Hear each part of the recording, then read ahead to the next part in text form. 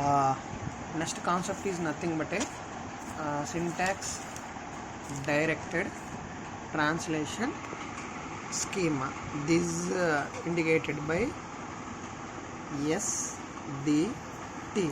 Up to now we are discussing SDD, syntax directed definition. Here syntax directed translation. In syntax directed definition we need to write a table.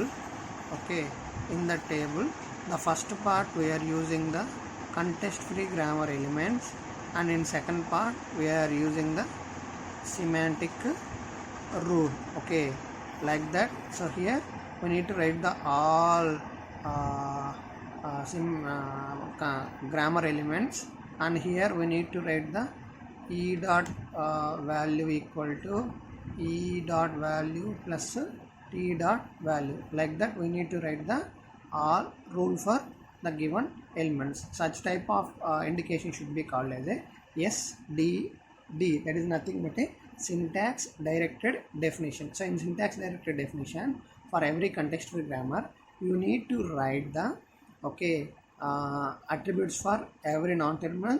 At the same time you need to express the semantic rule for each and every element of a given grammar. The entire thing should be called as a syntax directed definition. While you are going to syntax directed translation, here we need to write the given production, and beside of that one we need to write the value of that one within a braces. Beside of the production, immediately we need to write the value of, that means semantic rule of that given production in a open and closed basis. Then that should be called as a syntax directed translation. So here we need to maintain a separate tabular column. In that one we need to express all the things. But in SDT, syntax directed translation, beside of this production we need to write the semantic rule of that one with either open and closed base thing. Such type of thing should be called as a syntax directed translation. So that should be explained here. In syntax directed translation schema is a complementary notation to the syntax directed definition. Okay, all applications of syntax directed definitions can be implementing using syntax directed translation schema. అంటే మనం syntax direct డెఫినేషన్స్ని మనం define చేసుకున్నా, that should be implemented with the help of a syntax directed translation schema. Okay, based upon this syntax directed translation schema we are using this syntax directed definitions. Okay,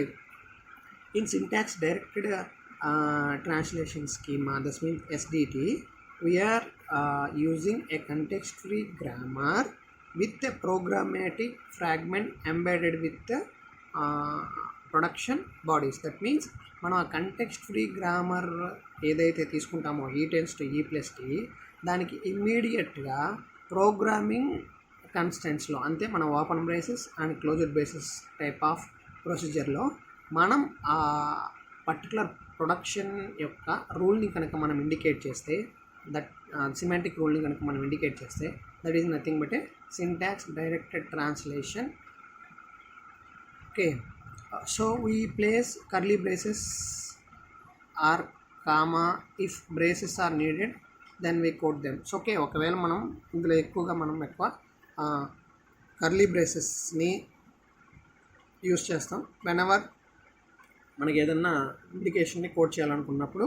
ఏదో curly braces కానీ లేకుండా అంటే semicolon కానీ use చేసి మనం indicate చేస్తాం. Okay, it can be implemented in two type of classes. In that one, first one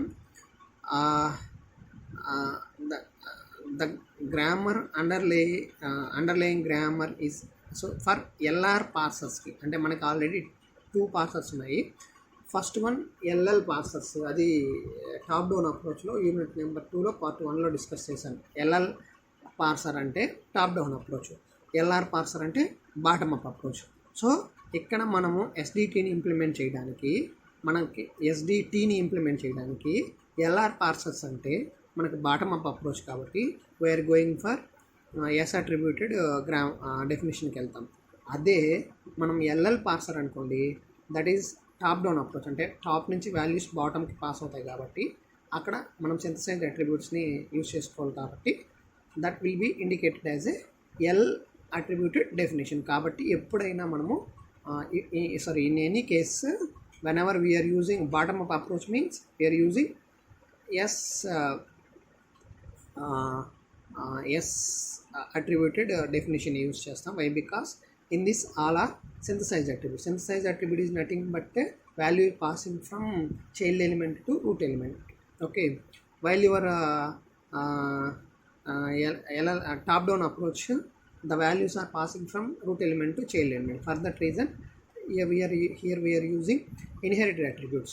Okay, for that reason here we are using the L attributed definition. So the major difference between L attributed and S attributed means if that attributes in a particular party are all are synthesized attributes, then that is called L attributed definition. So if any one is a inherited attribute in that one, then the definition is nothing but a L attributed definitions. That is the major difference between this S attribute and L attribute. Simply in this syntax directed translation schema, so in syntax directed definition we need to place a tabular column.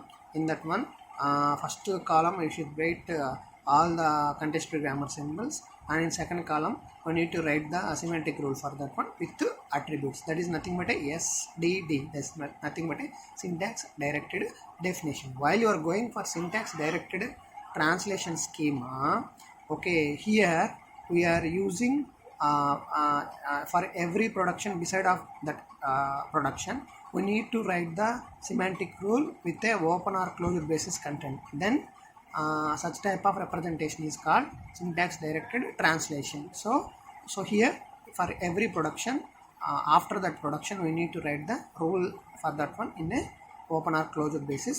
Such type of representation is nothing but a syntax directed translation schema.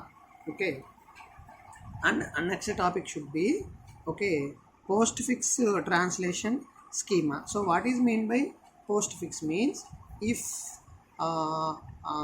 in SDT with actions at right end of a production. That means so after completion of that production, the right end, that means the right end of a production we need to write the semantic rule for that one. Such type of things is also called as a syntax directed translation schema and also called as a postfix translation schemas. Here in postfix is nothing but the thing should be represented at the end of the line. For that reason this SDT with all actions at right end of a production bodies are called as a postfix syntax directed schemas. Okay, so here we construct an SDT in which each action is placed at the end of the production along with the body to head of the production. So for example for that one is nothing but a so postfix SDT for the desk calculator as shown below here. So first one here is nothing but a L tends to E. We need to add this one extra step. Why? Because after finding of the addition or multiplication of that one we need to place the things in a printf statement. So for that reason okay అంటే మనం ఇక్కడ ఏదన్నా operations అవన్నీ perform చేసేస్తాం కదా, addition are subtraction ఇట్లాంటివన్నీ addition and subtraction perform చేసిన తర్వాత ఆ వాల్యూని ప్రింట్ చేయడం కోసం we need to add one more line. That is nothing but L tense to ఈ అనే లైన్ యూస్ చేస్తాం. This is nothing but print of ఈ వాల్యూని ప్రింట్ చేయడానికి దీన్ని యూస్ చేస్తాం. సో ఇక్కడ మనం చూసామంటే ప్రతి ప్రొడక్షన్కి ఆఫ్టర్ అంటే end of that production we need to right the semantic rule for that one. So because of that reason this entire productions should be called as a postfix STTs. That means after completion of the production only we'll write the rule for that one. For that reason, these are called normal SDTs and also postfix STCs. Why it is postfix FDT? SDT means we need to write the rule for that one while end of the particular production. For that reason, these are also called postfix STTs. This is a simple postfix STT. Next calculator.